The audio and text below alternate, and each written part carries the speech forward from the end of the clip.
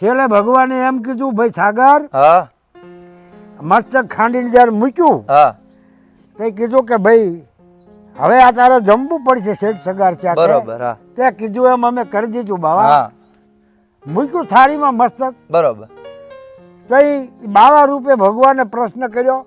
કે હવે ભાઈ તમારે કોઈ બીજું સંતાન છે તો કે ના મારે તો આ એક જ દીકરો હતો કે તો હું વાંજ્યાનું ન ખાઉં હે કે વાંજ્યાનો ન ખાઉં તે શેઠ સગાર છે ભાંગી ગયા એના આગળ કોઈ ઉપાય નહોતો હવે એનો છેલ્લો ઉપાય જે હતો એને કરી લીધો પછી એકોના ખૂણામાં એ ગયા થઈ ચંગાવતીએ વિચાર્યું ઓહો મારો પતિ ભાંગી ગયો એના આગળ કોઈ ઉપાય ન રહ્યો ત્યાં પોતે આવીને બાવા આગળ આવીને કીધું બાવા અમે વાંજ્યા નથી કે તો મારા પેટમાં મારા ધણીનો 7 મહિનાનો ગર્ભ એટલે 7 મહિને ના ગર્ભમાં જીવ આવી જાય અને બાળક ગણાય એટલે દીકરી હોય દીકરો પણ વાંજ્યા નથી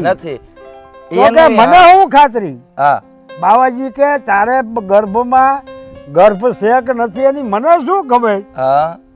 એટલે ઈ વાત ઉપર હું સંમત નહીં થઉં ત્યાં ચંગાવતીએ કીધું કાંઈ વાંધો નહીં એને હું ખાતરી કરી આપું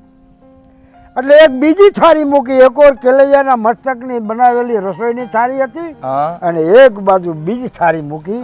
અને એને કીધું બાવા તું આ જગત તો કોઈ દી હો બ્રહ્મા હો વિષ્ણુ હોય કે શિવ પછી હવે ઉભો ન થતો એની કવિ છે હવે ઉભો ન થતો હવે હું તને એનો પુરવાર કરી બતાવું કે અમે વાંચ્યા શીખ નથી મને ગર્ભ છે કે નથી એનો પુરવાર કરું એક ઓર મારા કેલૈયાના મસ્તકની રસોઈ પડી છે એક ઓર મારા ગર્ભ મારો આ થાળીમાં પડ્યો છે એની વચ્ચે તારે જમવું પડશે આથી ઉભો ન થતો હાથમાં કટાર તઈ એને હાથમાં કટાર લીધો કટાર મારતા પહેલા ચતુર્ભુજ ધારણ કરી અને ચંગાવતીનો હાથ પકડ્યો કે રવા દે તું બસ તારા માટે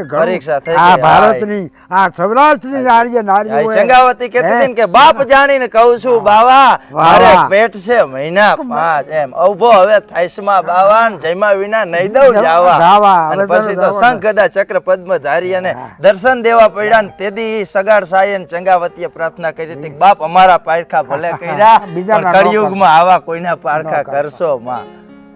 અદ્ભુત કથાઓ છે એટલે એક કવિએ નથી કીધું કે તારે રોજ